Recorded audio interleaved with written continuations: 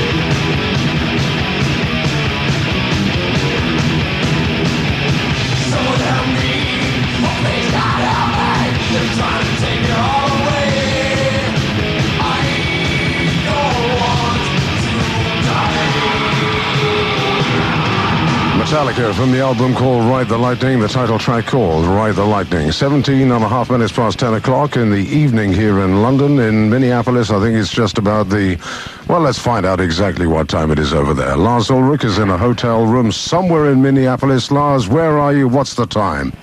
Well, I think you answered the first part of the question. We're obviously in Minneapolis. It is, surprisingly enough, also 17 minutes past 4 over here. And that's in the afternoon, which is means that we're just about to wake up. Are you doing a massive tour of the States at the moment? Is it a very, very heavy schedule that you're on? Well, we've basically been over here ever since we left Europe, which seemed like about 5 years ago now. So it's one of these extensive 200-date U.S. tours. It's they have a lot of cities over here, you know. And a lot of places that I wouldn't even classify as cities, but there's a lot of arenas to play, and it's quite extensive. But what's nice is that tonight is actually the last gig in America for a month. We're going to take a break and go out to the Far East, to Australia and Japan for the next month. So there'll be a bit of a change in scenery. So you've been more or less hard at it since, well, at least last August, haven't you? If not before that. Hey. Come on, we had 2 weeks off over Christmas, you know. That was it. Yes, we've basically been at it since we started the Monsters tour back in May, and it's basically been nonstop since then. And it looks like it's going to be at least another 6 months before we retire. And as it looks right now, although nothing is confirmed, I would like to say that we are trying to pen in another visit back to both England and Europe, hopefully sometime in October. So we're trying to work that, and it looks like we'll end in America in September, and then we can make one quick transatlantic jaunt before we pack it in for a while. When you do pack it in for a while, I would imagine you're going to get involved immediately in some new sort of recording. Well, I think we're going to allow ourselves a few weeks to catch our breath and remember what it was like to not be on the road. And after that, you know, we'll slowly start, you know, just, you know, writing songs and all the usual process. As everyone over there should know, it takes us quite a while to get these things together. And also we don't want to be under the pressure of basically forcing ourselves to just start the record right away. So we'll basically, you know, take it pretty slow, and hopefully next spring we should, you know, start getting the basic ideas together. And but I think it's pretty safe to say that 1990 will be a rather low-profile year for Metallica. Of all the songs that you're doing in your American set, Lars, the Metallica Right. American set at the moment, which is the song that goes down best of the new material?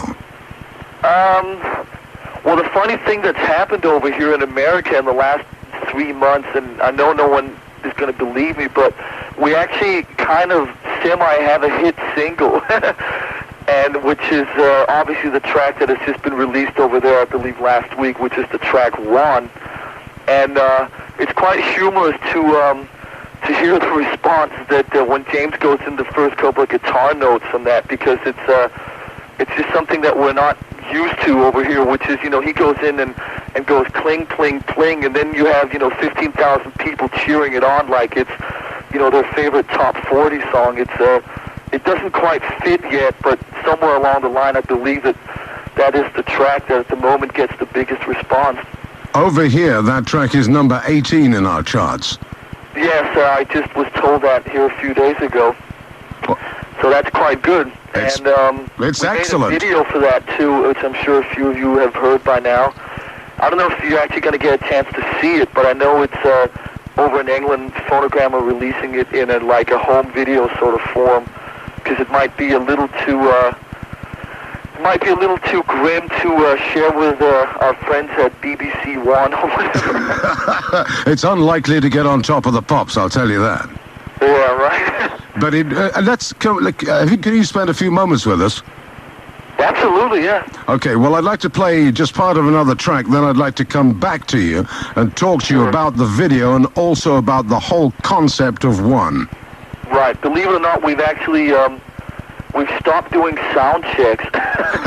So actually, we don't really do much in the afternoon other than the usual 6 hours of interviews. Okay. So I don't have to go anywhere for a while, so I'll be right here. Okay, stay right there. Here's Master of Puppets.